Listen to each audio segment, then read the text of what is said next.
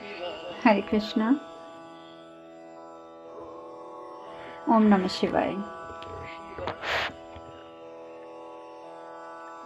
कल कथा में हमने विश्राम लिया था कि दक्ष प्रजापति को ब्रह्मा जी समझाते हैं, अपने पुत्र को समझाते हैं कि तुमने ये ठीक नहीं किया कि शिव को आमंत्रित नहीं किया। लेकिन अभी भी इस बात को समझने की बजाय दक्ष कहता है कि मैंने शिव को नहीं बुलाया तो कौन सा अनर्थ कर दिया पिताजी, कौन सा अनर्थ कर दिया। और जब यहाँ किसी भी देवी देवता को कोई आपत्ति नहीं है कि मैंने शिव को बुलाया है या नहीं बुलाया है, सब यहाँ उपस्थित हैं, तो आप क्यों ये बोल रहे हैं। ब्रह्मा जी भी समझ जाते हैं कि इसको तो कुछ बोलना बेकार है। वो मन ही मन में सोचते हैं कि बेटा ये हमारी विवशता है, हमारी विवशता कि यज्ञ में जब भी किसी देवी या देवता का आह्वान किया जाता है तो देवताओं को वहां आना ही पड़ता है। ये हमारी विवशता है। लेकिन ये भी सत्य है कि महादेव के बिना कोई भी यज्ञ सफल हो ही नहीं सकता, कोई भी यज्ञ। वो फिर समझाने की कोशिश करते हैं, फिर कहते हैं कि दक्ष इतना याद रखना कि मनुष्य का भगवान से वैर उचित नहीं है। अभी भी मैं तुम्हें कहता हूं कि महादेव को बुला लो, क्षमा मांग लो, वो भोलेनाथ हैं, वो तुम्हें अभी भी क्षमा कर देंगे। अन्यथा उनका क्रोध सब जानते हैं। ये ना हो कि तुम्हें अपने निर्णय पर पछताना पड़े, ये बात सोच लो तुम। ये ना हो कि निर्णय पर तुम्हें बाद में पछताना पड़े, अभी भी समय है, तुम क्षमा मांग लो। लेकिन दक्ष अपनी जिद पे अड़ा रहता है, पूरी तरीके से अड़ा रहता है। उधर सती को रोका जाता है कि भी आपको भवन में जाने की इजाजत नहीं है। सती कहती है कि किसकी आज्ञा से मुझे रोक रहे हो।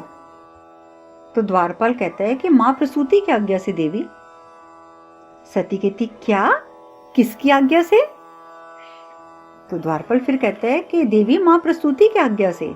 उन्होंने कहा है कि किसी भी हालत में आपको और महादेव को यज्ञ में जाने से रोका जाए, और ये उनका आदेश है जो हमें पालन करना पड़ेगा।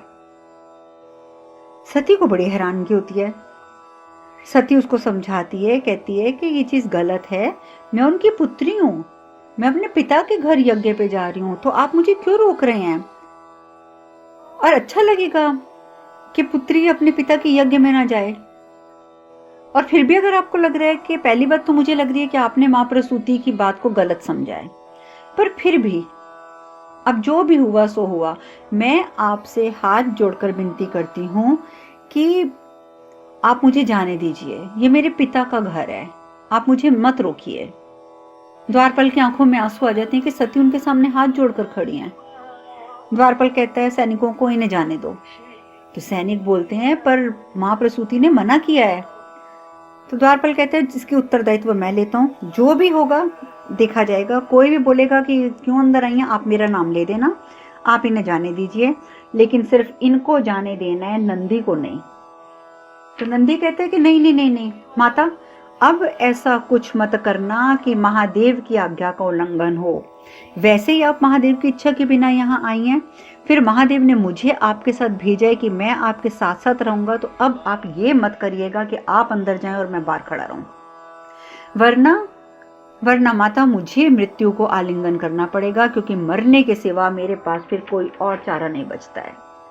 तो सती कहती है ठीक है, कोई बात नहीं, तुम मेरे साथ चलो। अब सती और नंदी जब जाते हैं उधर शिव के हाथ कांप जाते हैं। तपस्या करते करते उनके हाथ कांप जाते हैं।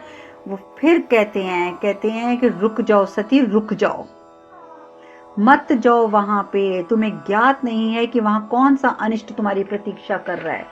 मैं फिर कह रहा हूं सती कि मत जाओ। लेकिन अब महादेव तो ऊपर बैठे ये सब बातें अपने आप को कह रही हैं, सती सुन थोड़ी रही हैं ये बातें। और वैसे भी जब सती सुन भी रही थी तो कौन सी बात उन्होंने मान ली थी। उधर दूसरी ओर दक्ष बहुत अहंकार में डूबा हुआ, ये मेरा महान यज्ञ है, इसमें सभी को मनवांछित फल मिलेगा, देवताओं को यज्ञ में हविष मिलेगा, यक्षों किन्नरों को यज्ञ का अर्क मिलेगा, मनुष्य और राक्षसों को उनके वरुणानुसार रत्न और स्वर्ण और दान दक्षिणा से सम्मानित करूंगा, और तो और सभी सम्मिलित प्रेतों और पिशाचों को पिंड दान देकर मैं मुक्त भी कराऊंगा, और पशु पक्षियों को, जंतुओं को परोसे गए भोजन का उच्चिष्ट दिया जाएगा। और ऐसा संपूर्ण यज्ञ वो फिर कहता है ना आज तक संसार में हुआ है, ना भविष्य में कभी होगा। जब वो इस तरीके की बातें बोलता है तो दधीचि ऋषि आगे आ जाते हैं। दधीचि ऋषि के बोलते हैं कि महादेव का शिष्य होने के नाते हमें इस यज्ञ में सम्मिलित तो नहीं होना चाहिए था, किंतु प्रजापति की मर्यादा और यज्ञ की पूर्णता को ध्यान में रखते हुए हमने ये निमंत्रण स्वीकार किया है। और उससे भी बड़ा कारण ये है कि महादेव ने हमें स्वयं कहा है कि हम आपके निमंत्रण का आदर करते हुए, सम्मान करते हुए यहाँ उपस्थित हो जाएं। ये हमें महादेव का भी आदेश है। परंतु महादेव के आदेश की वजह से बेशक हम यहाँ आ तो गए, लेकिन आपकी इस उद्घोषणा में दोष है प्रजापति, दोष।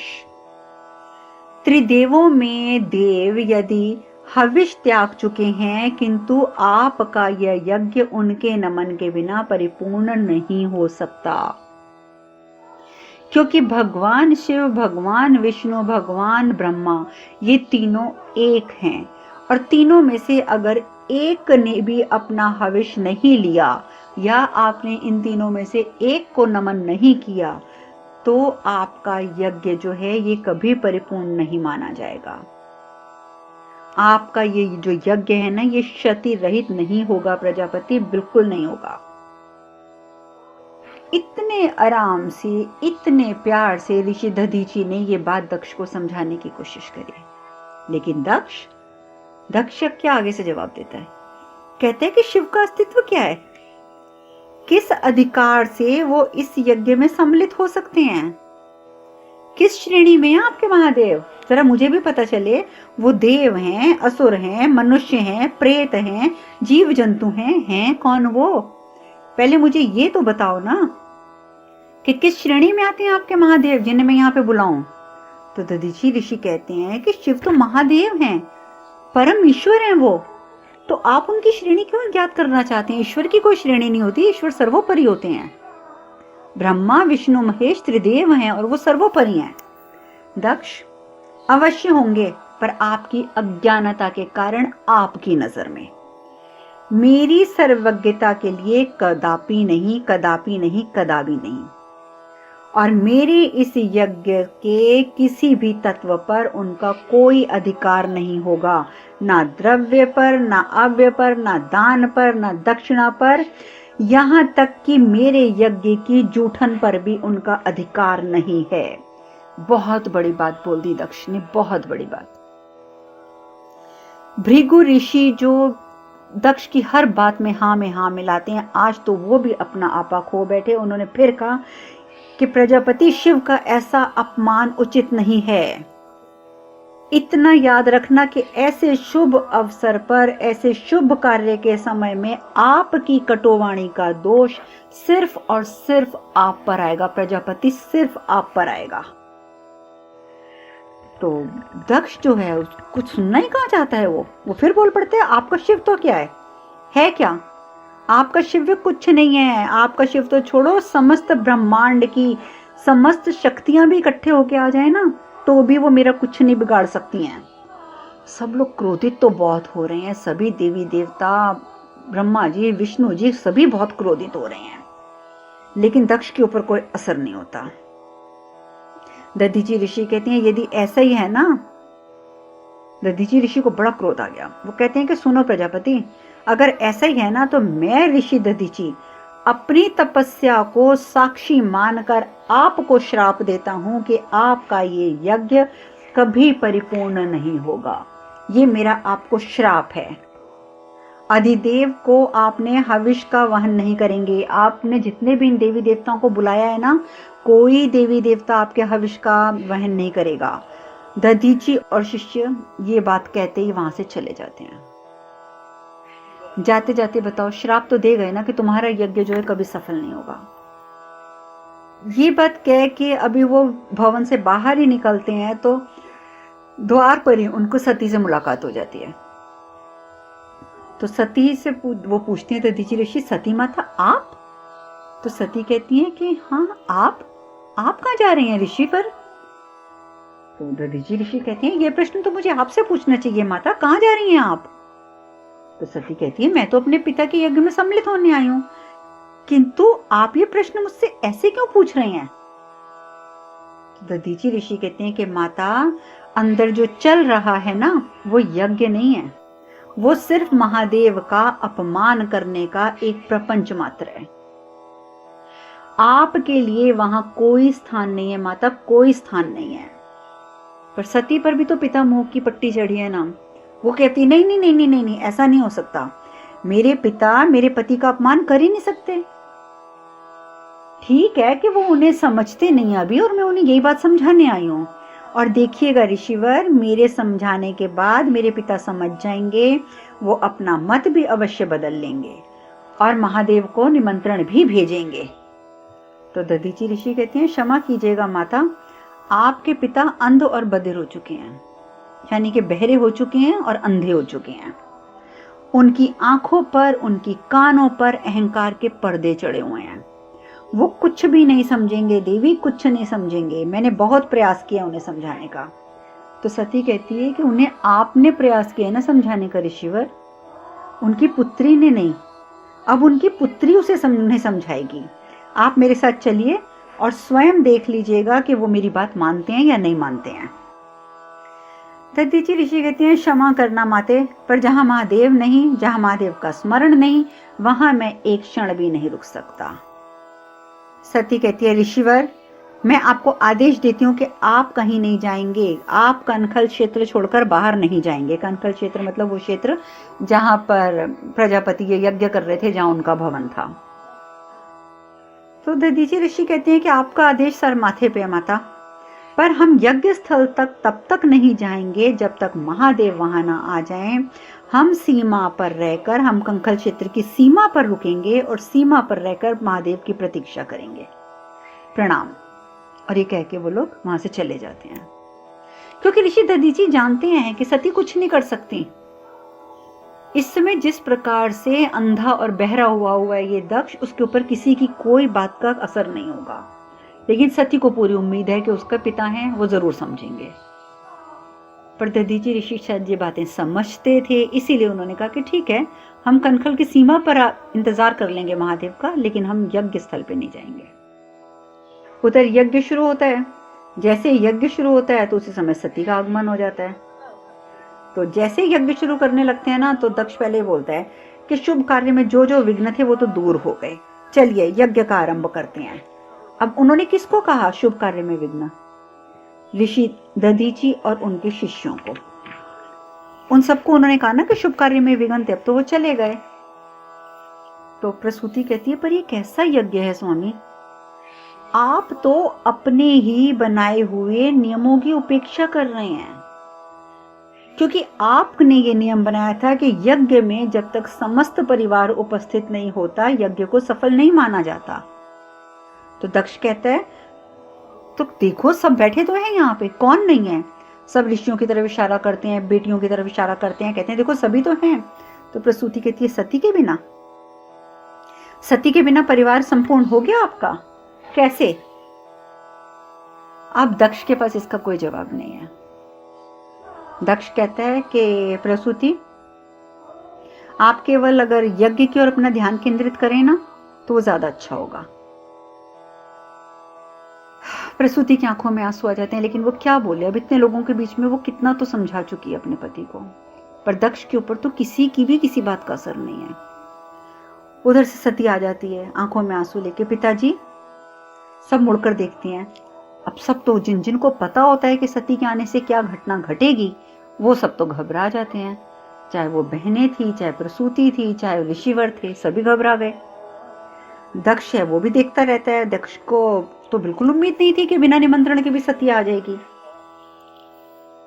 तो बहनें हैं वो दौड़ कर जाती हैं, सती को घेर के खड़ी हो जाती हैं, प्यार करती हैं सती को। तो सती किसी की तरफ ध्यान नहीं देती, सीधी दक्ष को कहती है पिताजी मैं आ गई, मैं आ गई पिताजी। अब शिव ऊपर बैठे बैठे ये सब देख रहे हैं, सब देख रहे हैं। शिव फिर अपने मन ही मन में कहते हैं कि सती अभी भी मेरे मन की बात सुन लो, तुम्हें हट करके रोकने की मेरी इच्छा नहीं है, तुम स्वयं समझकर खुद ही रुक जाओ सती, स्वयं समझ लो और रुक जाओ, उसी में तुम्हारा श्रेय है, लौट आओ सती लौट आओ। फिर शिव उन्हें बुला रहे हैं कि तुम्हारा श्रेय इसी में है कि तुम अभी भी खुद समझ जाओ और लौट आओ, क्योंकि मैं तुम्हारी जिद को तोड़कर, तुम्हारे हट को खत्म करके तुम्हें जबरदस्ती नहीं रोकना चाहता। लेकिन सती कहाँ सुन रही है किसी की भी बात, वो तो अपनी धुन में है कि मैं पिता को समझा लूंगी।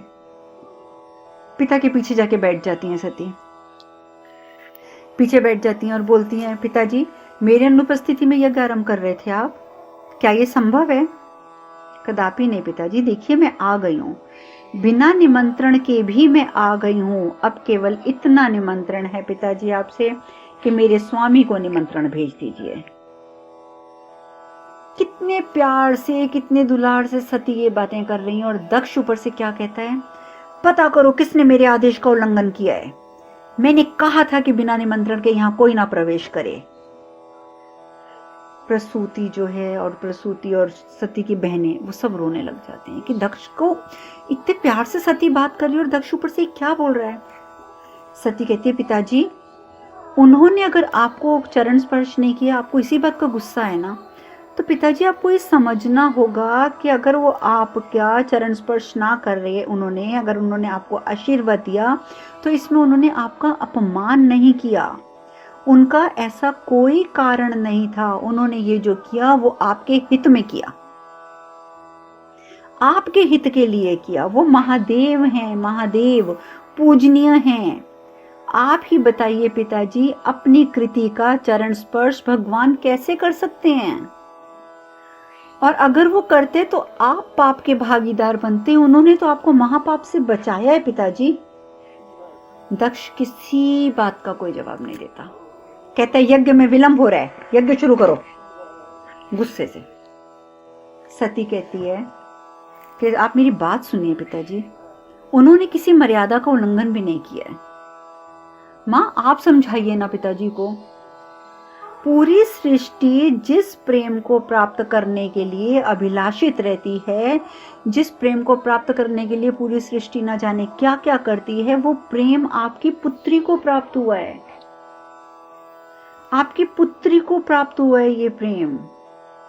और इस पावन बेला में महादेव की अनुपस्थिति संभव नहीं है, तो आप ऐसा मत कीजिए पिताजी, उन्होंने आपका कोई अपमान नहीं किया है, आप उन्हें बुला लीजिए। अब क्या बोले दक्ष जो है, प्रसूति मतलब सोचती मैं क्या बोलूं, क्योंकि दक्ष तो कुछ सुनना ही नहीं चाहता। वो फिर आदेश देता है, कहता है आपको लोगों को सुनाई नहीं दे रहा कि मैंने बोला है कि यज्ञ आरंभ किया जाए। फिर वो ये बात बोल देता है घुमा के। प्रसूति शक्ल देखते रह जाती है। सती कहती है कि आपके हित को रोकने के लिए ही उन्होंने मुझे यहाँ आने से मना किया था, लेकिन फिर भी मैं ये अंतिम प्रयास करना चाहती थी पिताजी, और ये मेरा अंतिम प्रयास है। और पिताजी मैं आपसे फिर कहती हूँ कि मेरे इस अंतिम प्रयास को आप सफल होने दीजिए, मन से कटुता को निकाल दीजिए। और इस बार दक्ष अपना मुंह खोलता है, और मुंह खोलकर क्या बोलता है दक्ष, कहता है बार बार मुझे पिता का संबोधन देकर मेरा अपमान मत करो कन्या। सती को कन्या कहा और साथ ही ये कहा कि बार बार पिता बोलकर मेरा अपमान मत करो। सब हैरान, प्रसूति और बहनों की आंखों से तो आंसू बहते जा रहे हैं, बहते जा रहे हैं। शिव ने भी जब ये सुना, शिव भी आंखों में आंसू भर के बोले कि सती इसी क्षण लौट आओ, सती मत रुको, वहां पर मत रुको, तुम्हारे पिता का दुर्भाग्य उन्हें वहां बुला रहा है, उनके दुर्भाग्य का कारण मत बनो सती। तुम्हारे पिता का दुर्भाग्य तो चालू हो चुका है, आ रहा है उनके पास, पर उस दुर्भाग्य का कारण तुम मत बनो सती, लौट आओ, लौट आओ। उन्हें ज्ञात ही नहीं है कि वो बोल क्या रहे हैं, उस मूर्ख को क्षमा कर दो सती, उस मूर्ख को क्षमा कर दो, उस दुर्बुद्धि को क्षमा करके लौट आओ सती। मैं फिर तुमसे कहता हूँ सती, लौट आओ। देखिए लगातार शिव ऊपर बैठे यही कहते जा रहे हैं, लौट आओ लौट आओ लौट आओ। लेकिन सती अपना पूरा प्रयास करना चाहती है, पूरा प्रयास करना चाहती है कि शायद वो अपने पिता को समझा सके और अपने पति और पिता के बीच सामंजस्य पैदा कर सके। अब आगे क्या होता है ये चर्चा हम कल करेंगे। आज कथा में यहीं विश्राम लेते हैं। हरे कृष्ण कृष्ण कृष्ण हरे हरे, हरे राम राम राम हरे हरे। आप सब खुश रहें, सुखी रहें, स्वस्थ रहें। हरे कृष्णा। ओम नमः शिवाय, ओम नमः शिवाय, ओम नमः शिवाय।